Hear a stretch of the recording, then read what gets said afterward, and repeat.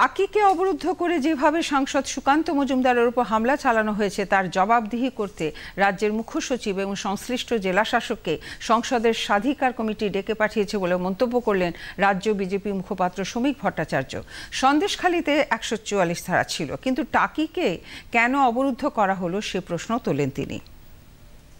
১৪৪ ধারা জারি হলো সন্দেশখালীর ভিতরে, সুকান্ত মজুমদার ছিলেন টাকিতে।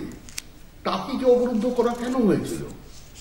কেন সুকান্ত মজুমদার পড়ে যাবার পরেও সেখানে লাঠিচার্জ অব্যাহত ছিল? তিনি যখন সংজ্ঞাহীন হয়ে গেছে, তাকে হসপিটালে নিয়ে যাবার জন্য পার্টি কর্মীরা চেষ্টা করছে, পুলিশ বাধা দিচ্ছে, গাড়ি বেরোতে দেয়নি। অনেক বেশি সময় লেগেছে তাকে বসিরহাট হসপিটালে নিয়ে যাওয়ার জন্য। তারপরে সে যখন কলকাতায় ফিরছে, সেখানেও একটা দেরি হলো, মাঝে রাস্তায় অক্সিজেন শেষ হয়ে গেল। কি কারণে পুলিশের এই অতি তৎপরতা? কি কারণে ওখানে মহিলাদের উপরে আক্রমণ? তার তো উত্তর দিতে হবে। এখন এটা পুরোপুরি স্পিকারের প্রেরোগেটিভ, কারণ একজন সাংসদ, তার এরকম জীবন সংশয় হয়েছিল, তাকে কার্যত শেষ করে দেবার একটা প্রচেষ্টা চলেছিল। তো সেখানে দাঁড়িয়ে স্পিকার সংশ্লিষ্ট পুলিশ অফিসারদের ডেকে পাঠিয়েছেন, তাদের জবাবদিহি করতে হবে।